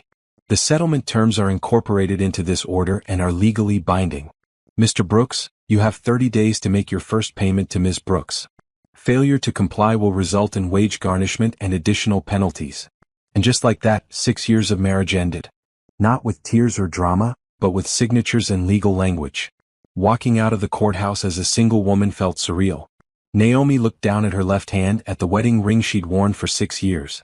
She pulled it off and dropped it into her purse. Patricia walked beside her. "How are you feeling?" "Like I should feel more than I do." Naomi took a deep breath of cool air. "I thought this would hurt more. But mostly I just feel relieved. That's normal. You've been in fight mode for weeks. The grief will come later when your nervous system realizes the threat is gone." Patricia squeezed her shoulder. "You did good, Naomi. You protected yourself, you got justice, and you're set up to rebuild. Not everyone in your position ends up this secure. Thank you. For everything. You're welcome. And if Brandon misses a single payment or violates any term of that settlement, you call me immediately. Men like him often test boundaries." Naomi got in her car and drove home, to her house, her space, her future. The first payment from Brandon wouldn't arrive for 30 days, but she had her nursing salary, her savings, what little remained in her protected account, and most importantly, her freedom. That evening, Naomi did something she hadn't done in weeks. She called her parents. She'd been avoiding them, unsure how to explain what had happened. "Naomi." Her mother's voice was warm with relief. "We've been so worried. Your sister said she heard rumors about you and Brandon. What's going on?" "Mom, I need to tell you something. Brandon and I are divorced." Silence on the other end. Then, "Oh honey, what happened?" Naomi told them everything. The cheating, the theft, the lies. Her parents listened without interrupting, her father's breathing growing heavier, her mother making small sounds of dismay. "I'm going to kill him," her father said when Naomi finished. "Carl, that doesn't help," her mother chided. Then to Naomi, "Baby, why didn't you tell us sooner? We would have helped. We would have been there. I needed to handle it myself. I needed to know I could." "And you did," her mother said firmly. "You're stronger than I ever gave you credit for. I'm so proud of you." Those words, simple and sincere, finally cracked something open in Naomi's chest. She started crying, really crying, for the first time since Andre showed up at her door. Not for Brandon. Not for the marriage. But for herself. For the woman she'd been who trusted too easily. And for the woman she was becoming who never would again. 3 months after the divorce, Naomi stood in a small office space downtown, measuring walls for paint colors. The space was modest, just 2 rooms, a bathroom and a reception area, but it was hers. Brooks Financial Consulting, would officially open in 2 weeks. The idea had started small. A conversation with Diane at the hospital, talking about how many women didn't understand their own finances, how easy it was to be taken advantage of when you weren't paying attention. You should teach classes or something, Diane had suggested. Financial literacy for people who were screwed over by their partners. You'd be perfect for that. The comment stayed with Naomi. She started researching, reaching out to financial advisors and women's organizations, taking online courses in financial planning and consulting. Turned out, she wasn't the only woman who'd been blindsided by a partner's financial deception. The divorce support group she'd started attending was full of similar stories. Accounts drained, credit cards opened, assets hidden. Women who had no idea how to protect themselves because they'd trusted someone who didn't deserve it. Naomi could help them. She could teach them what she'd learned the hard way. She'd used part of Brandon's first repayment, $29,000 that arrived exactly 30 days after the divorce decree, to lease the office space and get her business license. The rest went into a savings account she controlled completely, with alerts set up for every transaction. She'd never be caught off guard again.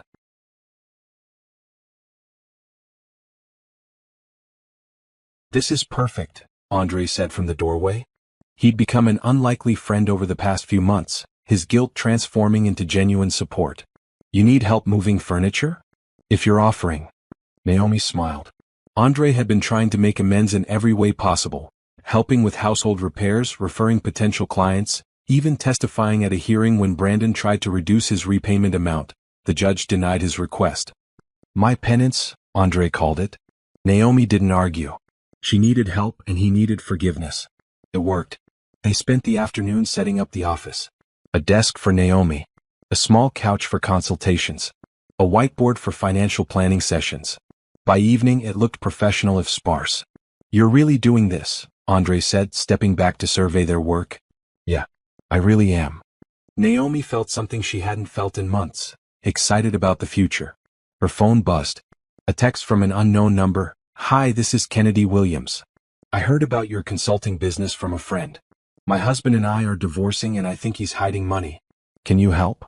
Naomi smiled and typed back, "Absolutely. Let's set up a consultation." Her first official client. By month 4, Brooks Financial Consulting had 6 regular clients and a growing reputation. Naomi had also started hosting free monthly workshops at the local library, protecting your financial future, understanding credit and debt, red flags in joint finances. The workshops were always packed. Women brought friends. Men came too, sometimes sheepishly admitting they'd been taken advantage of by partners. Naomi found she loved teaching. Loved seeing the moment when someone realized they didn't have to be a victim, they could be proactive. Loved giving people tools she wished she'd had years ago. At one workshop she met Jordan Reeves. He was there with his sister who was going through a difficult divorce. After the session, his sister thanked Naomi profusely while Jordan stood quietly to the side. "Your brother's not much of a talker," Naomi commented. "Oh, Jordan's just processing," his sister laughed. "He's been through his own financial nightmare. Came out okay, but it was rough." Jordan met Naomi's eyes and gave a small smile. "Your workshop was really helpful. Clear explanations without judgment. That's rare." "Thank you. That's what I'm going for." A week later, Jordan showed up at Naomi's office with coffee and a business proposition. "I own a bookkeeping business," he explained, settling into the consultation couch. "Small to medium-sized companies mostly. But I keep getting clients who need financial consulting services I don't provide. Asset protection, divorce preparation, that kind of thing. I was thinking we could partner. I refer my clients to you, you refer yours to me if they need bookkeeping." Naomi considered this. Jordan seemed genuine. His business checked out, she looked it up online. And strategic partnerships made sense for a new business. "What's in it for you?" she asked. "Just referrals? And knowing my clients are getting good help." Jordan set down his coffee. "My ex-wife cleaned me out 5 years ago. Drained our accounts, ran up debt in my name, disappeared before I could stop her. Took me 3 years to rebuild. I get what you're trying to do here. I want to support it." There it was. The shared experience that bonded so many people in the aftermath of financial betrayal. "Okay," Naomi said. "Let's try it. 3-month trial partnership, see how it goes." Jordan smiled. "Deal." The partnership worked surprisingly well. Jordan referred 3 clients in the first month alone, all of whom became regular customers. Naomi referred two of her clients to Jordan's bookkeeping services for their small businesses. They started meeting for coffee every few weeks to discuss shared clients and business strategy. The conversations were professional but easy. Jordan had a quiet humor that made Naomi laugh, and he understood the specific trauma of financial betrayal without needing long explanations. "How's your ex-wife now?" Naomi asked during one of their coffee meetings. "No idea. Haven't heard from her since the divorce was finalized. She moved to another state last I heard." Jordan stirred his coffee. "I used to be angry about it. Now I'm just grateful she's gone." "Do you ever worry about dating again? Like trusting someone with your finances?"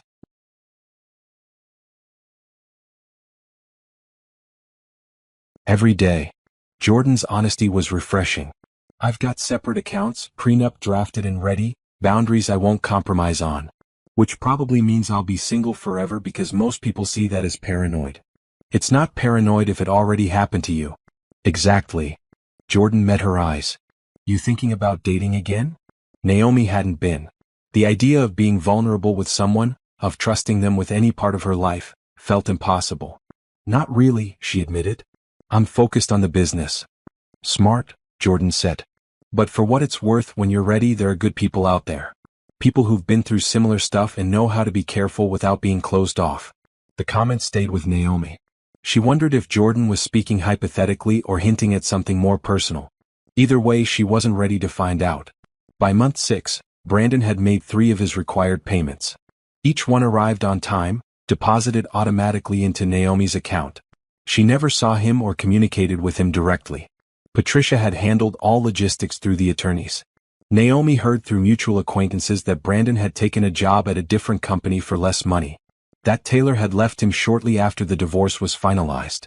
That he was living in a small apartment and driving an older car because his nice one had been part of the asset division. She felt nothing hearing these updates. No satisfaction, no vindication, just a vague sense of good. Her own life was moving forward. That was what mattered. She'd also started therapy, something Patricia had recommended months ago that Naomi had finally embraced. Dr. Chin was patient and insightful, helping Naomi process not just the betrayal but the patterns that had allowed it. "You're a natural caretaker," Dr. Chin said during one session. "Your job, your personality, your upbringing, you've been trained to put others' needs first. That's not a bad thing, but it becomes dangerous when someone takes advantage of it." "So what do I do? Stop caring about people?" "No. You create boundaries. You care about people while also caring about yourself equally. You trust but you verify. You love but you protect your own interests too. Trust but verify." Naomi had that phrase written on a sticky note on her office computer now. She was learning. At the end of month 7, Naomi hosted a celebration at her office. She'd helped her 20th client secure their financial independence. 20 people, mostly women, a few men, who were no longer vulnerable to the people who'd tried to exploit them. Andre brought wine. Diane brought appetizers. A few clients came by to thank her personally. And Jordan showed up with flowers. "Congratulations," he said, handing her the bouquet. 20 clients in 7 months is impressive. Couldn't have done it without your referrals. You would have. Maybe taken longer, but you would have. Jordan glanced around the office. "This is really something special, Naomi. You should be proud." She was. For the first time in years, Naomi felt genuinely proud of something she'd built herself. After everyone left, she sat in her office alone, looking at the flowers Jordan had brought, the thank you cards from clients pinned to her bulletin board, the business plan she'd drafted 6 months ago that was actually working. Her phone buzzed. A text from Jordan: "Sorry if the flowers were too much. I know we're business partners. Just wanted to show support." Naomi smiled and typed back, "They were perfect. Thank you." Pause. Then, "Would you maybe want to grab dinner sometime? Not business. Just dinner." Naomi stared at the message for a long time. She could say no. Stay safe. Keep Jordan in the business partner category where he couldn't hurt her. Or she could take a small risk.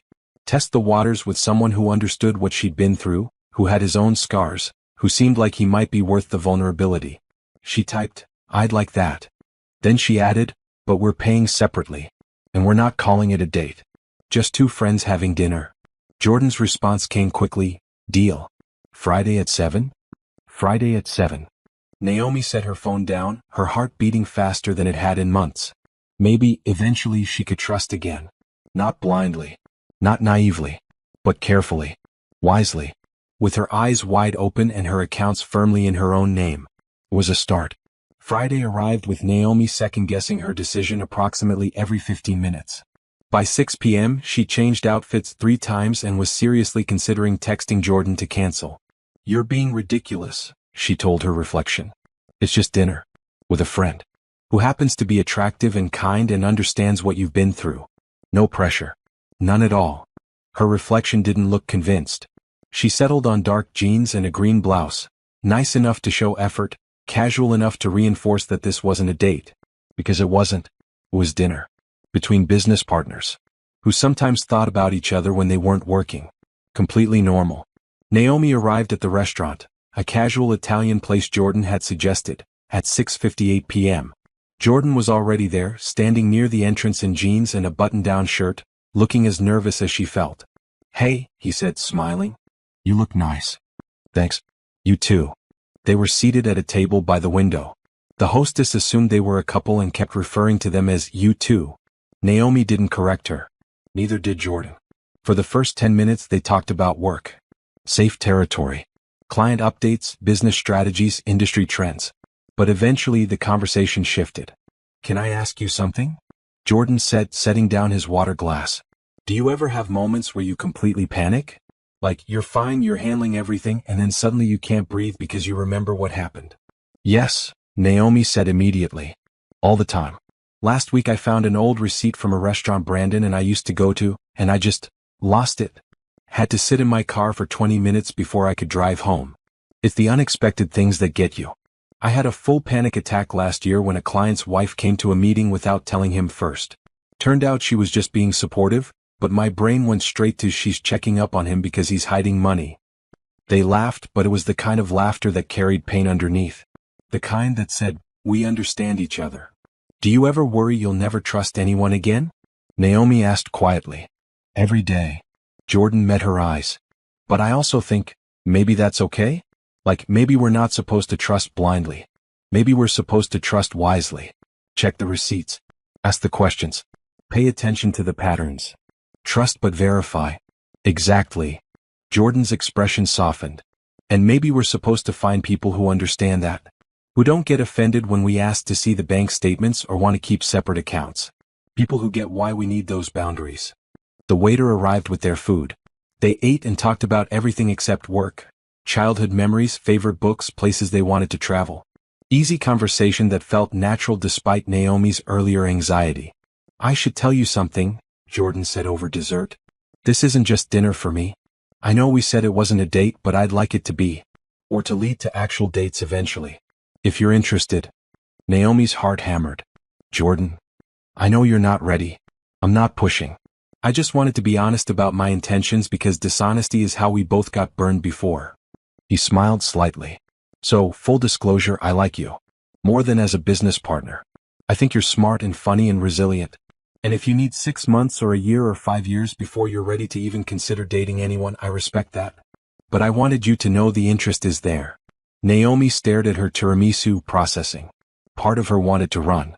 The other part wanted to lean into the warmth of being wanted by someone who seemed decent.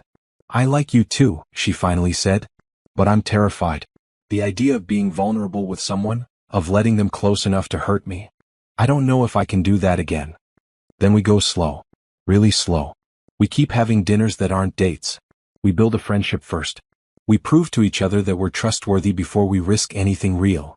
Jordan reached across the table, not quite touching her hand but close. "I'm not Brandon. I'm not going to lie to you or steal from you or make you feel small.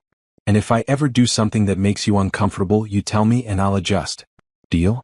Naomi looked at his hand so close to hers. Looked at his face, open and honest and patient. "Deal," she said. "But we're still paying separately." Jordan laughed. "Wouldn't have it any other way." Over the next 2 months, Naomi and Jordan had dinner every Friday. Sometimes at restaurants, sometimes at one of their offices with takeout, once at a cooking class where they both proved to be terrible at making pasta from scratch. They talked about everything. His childhood in Colorado, her nursing school horror stories, his failed attempts at learning guitar, her obsession with true crime podcasts. They shared stories about their exes, not dwelling in bitterness, but acknowledging the reality of what they'd survived. Jordan never pushed, never asked to make things official or question the pace. He seemed content to exist in the undefined space between friendship and something more. But the something more was definitely there, growing stronger each week. Naomi found herself thinking about him between their dinners, wondering what he was doing, if he was thinking about her too. She caught herself smiling at his texts, looking forward to Fridays in a way that had nothing to do with business. "You're dating him," Diane said one day at the hospital, watching Naomi check her phone for the third time in an hour. "We're having dinner. As friends." "Wow. And how many times a week do you have dinner with friends?" Naomi didn't have a good answer for that.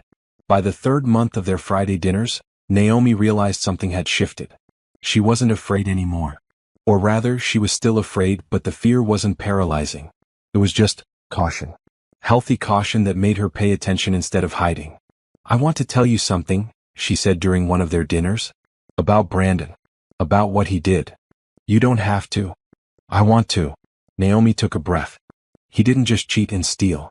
He planned to destroy me. He thought I was stupid and naive and too trusting to fight back. And for a while I believed that too. I thought I was stupid for not seeing it coming." "You weren't stupid. You were loyal." "Maybe. But I'm not that person anymore. I check my accounts daily. I ask questions. I verify everything. And I need you to know that about me. If we're going to be, whatever we might be, I'm going to need transparency. Complete transparency." "Okay," Jordan said simply. "What do you need?"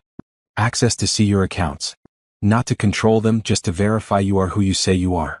Monthly financial check-ins. Open conversations about money and plans and decisions." "Done. And I need the same from you." They spent the next hour exchanging financial philosophies, boundaries, expectations. It wasn't romantic in any traditional sense. But it felt more intimate than anything Naomi had experienced in her marriage. This raw honesty, this mutual vulnerability built on respect rather than assumptions.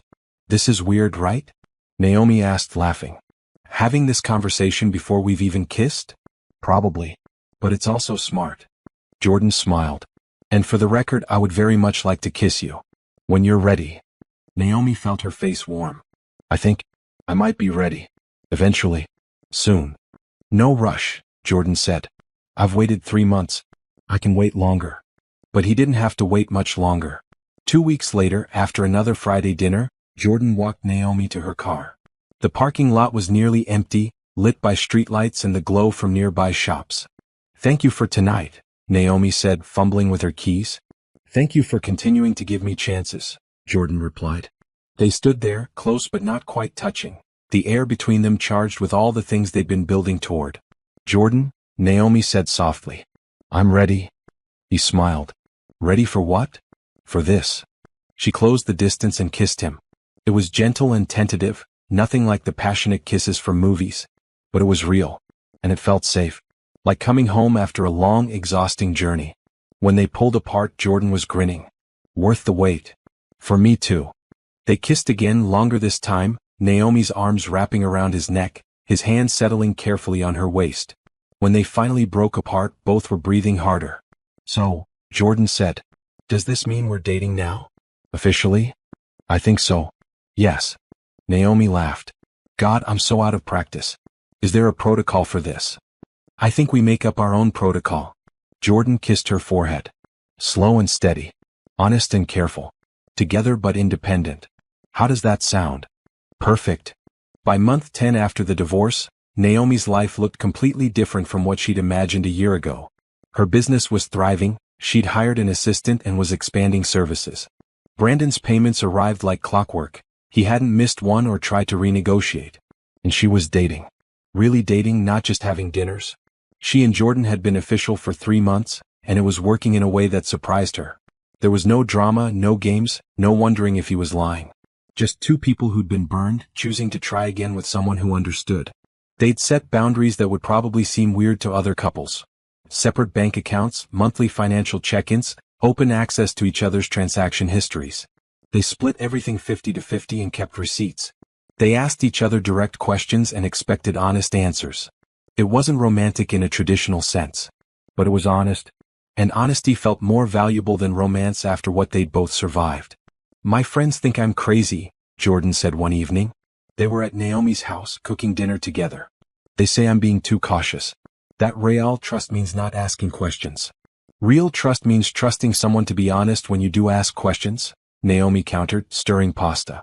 Anyone who gets offended by reasonable verification isn't trustworthy. That's what I told them. Jordan came up behind her, wrapping his arms around her waist. I like this.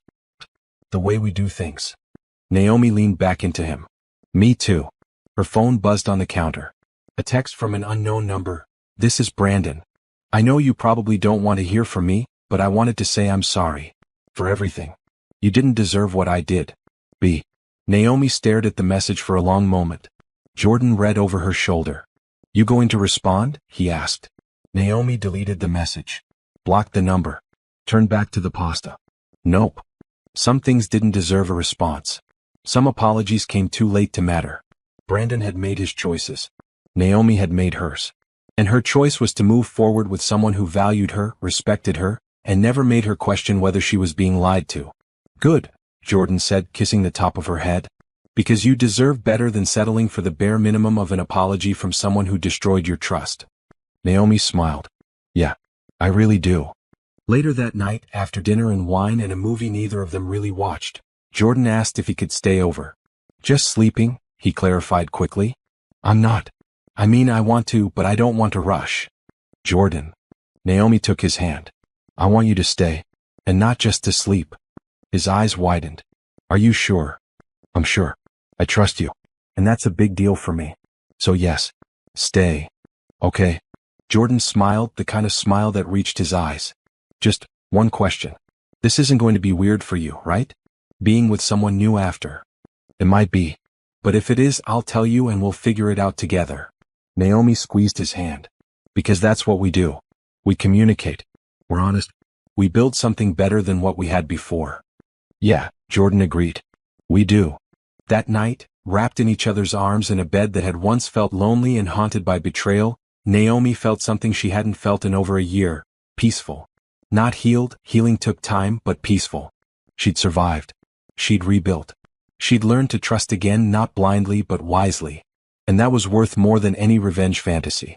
1 year after Andre stood on her doorstep for 20 minutes before telling her the truth, Naomi sat in her expanded office, reviewing contracts for 2 new business partnerships.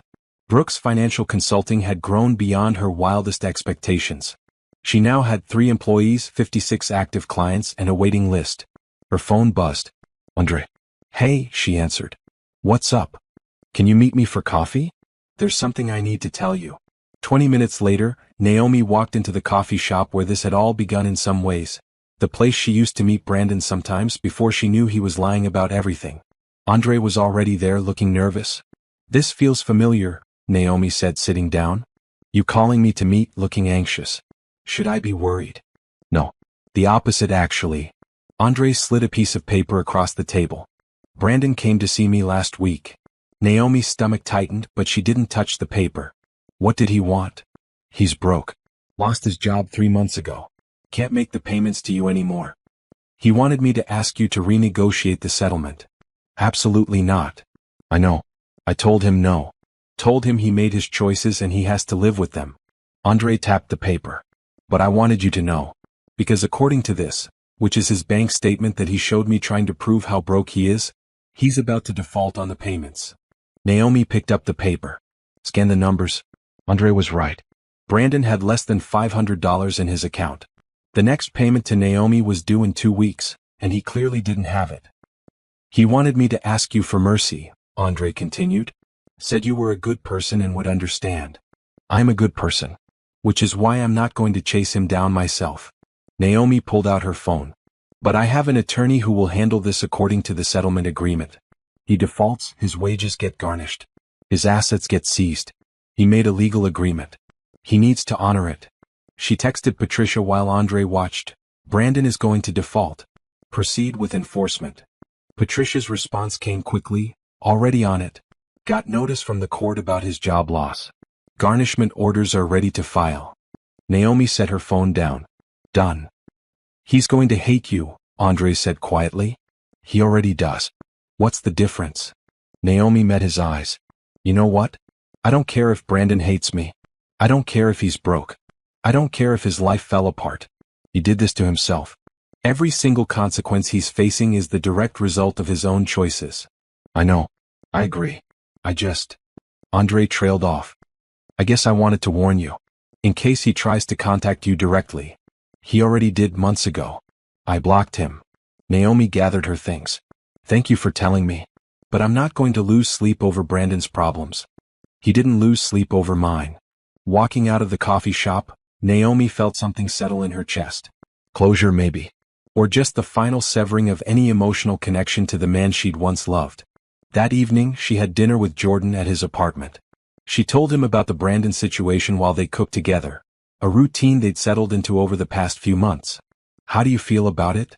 Jordan asked, chopping vegetables. Honestly? Nothing. It's like hearing about a stranger's problems. Naomi stirred sauce. A year ago this would have destroyed me. But now, he's just someone I used to know who made terrible choices. That's growth. Jordan smiled. You should be proud of yourself. I am. Proud of a lot of things actually. Naomi turned to face him. Speaking of which, I've been thinking. We've been together for 6 months now. Official couple for 6 months. And I want to talk about the future. Jordan set down his knife, giving her his full attention. Okay. What about it? I don't want to live together. Not yet, maybe not ever. I like having my own space. Naomi took a breath. But I want you to be a real part of my life. Not just Friday dinners and weekend sleepovers. I want you to meet my parents. I want to plan trips together. I want to build something that lasts. I want that too. Jordan moved closer, taking her hands. And for the record, I completely agree about living separately. I like having my own space too. Maybe we're weird, but it works for us. We're definitely weird. Naomi laughed. But I think that's okay. We get to make our own rules. Speaking of rules, Jordan said, I have something to propose. A different kind of commitment. Not marriage, we're not ready for that. But a partnership agreement. Legal terms about how we handle finances, property, decision-making. Protection for both of us if things ever go wrong. Most people would find that unromantic. Naomi found it perfect. You really know how to sweep a woman off her feet, she teased. I'm serious though. After what we've both been through, I think we deserve to enter this with clear terms. No assumptions. No hidden expectations. I love that idea. Naomi kissed him. Let's do it. Draft up terms, review together, make it official. They spent the rest of the evening talking about what their partnership agreement should include. Financial independence clauses. Property rights. Exit strategies if things didn't work out. It was the least romantic, most practical conversation Naomi had ever had. And it felt more loving than anything Brandon had ever said to her. 2 weeks later, Naomi got a call from Patricia. Brandon filed for bankruptcy, Patricia said without preamble. Trying to discharge his debt to you is part of it. Can he do that? Not easily. Divorce settlements are harder to discharge than regular debt. We'll fight it. But it's going to take a few months to resolve. Naomi sighed. Of course he did. Can't just honor his commitments like an adult. The good news is the court has already started wage garnishment on his unemployment benefits. You'll get something even if it's less than the full amount. I don't even care about the money anymore, Naomi admitted. I just want him out of my life completely.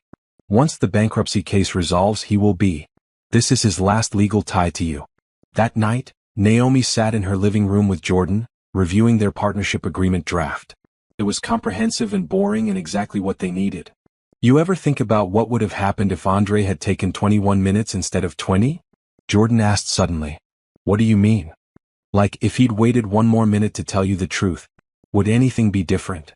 Naomi considered this. I don't know. Maybe I would have found out differently. Maybe Brandon would have succeeded in blindsiding me. Or maybe I would have noticed on my own eventually. But Andre chose 20 minutes. He chose to tell you. And that one decision changed everything. Jordan squeezed her hand. Your whole life is different because someone took 20 minutes to decide to be honest. Naomi had never thought about it that way. 20 minutes. That's how long Andre deliberated before showing her those photos, before destroying the comfortable lie she'd been living in. 20 minutes to decide between keeping a friend's secret and doing the right thing. 20 minutes that led to a divorce, a business, a new relationship, a completely different future. I should thank him, Naomi said. Really thank him. Because yeah, it destroyed my marriage, but it also freed me from a man who was destroying me. You going to tell him that? Yeah. I think I will. 3 days later, Naomi met Andre for coffee again. This time she was smiling. "I wanted to thank you," she said without preamble, "for taking 20 minutes to decide to tell me the truth. I know it was hard. I know you thought you were betraying Brandon. But you saved me. You gave me the information I needed to protect myself." Andre's eyes filled with tears. "I should have told you sooner. Maybe. But you told me when you did, and that mattered." Naomi reached across the table and squeezed his hand. "I forgive you for waiting. And I thank you for not waiting any longer." "I'm glad you're happy now," Andre said. "You deserve it. After everything. After everything I rebuilt." Naomi sat back. "And I learned something important. It takes 20 minutes to change a life. 20 minutes of courage, 20 minutes of honesty, 20 minutes of making the hard choice instead of the easy one." "What are you going to do with your 20 minutes? Naomi smiled. "I already did. I took 20 seconds to tell Brandon no, when he asked for another chance. 20 seconds to walk out of that courthouse a free woman. 20 seconds to kiss Jordan for the first time. 20 seconds is all you needed? Sometimes, when you're sure about what you want, you don't need long to decide." Naomi stood up. "And I'm sure about this life I've built. Sure about the business, the relationship, the boundaries I've set. Sure that I'll never settle for less than I deserve again." They hugged goodbye. Naomi walked out into the late afternoon sunshine, feeling lighter than she had in years. Her phone buzzed. A text from Jordan: "Dinner at my place tonight? I'm making that pasta we failed at last time." Third time's the charm? Naomi laughed and typed back, "See you at 7. Bringing wine." On her way to her car, she passed the office building where Brandon used to work. She glanced up at it, remembering the woman she'd been when she used to visit him there, naive, trusting, completely unaware of the betrayal happening right under her nose. That woman felt like a stranger now. Someone Naomi had known once but grown past. She got in her car, started the engine, and drove toward her future. A future she'd built herself, with careful planning and hard-won boundaries and the kind of love that came from respect rather than deception. 20 minutes. That's how long it took for her old life to shatter. But it took a year of 20-second decisions to build something better. 20 seconds to sign divorce papers. 20 seconds to launch a business. 20 seconds to say yes to Jordan. 20 seconds to choose herself over and over again, until choosing herself became natural instead of brave. In the end, Brandon had been wrong about everything. Wrong that she'd never notice. Wrong that she'd never fight back.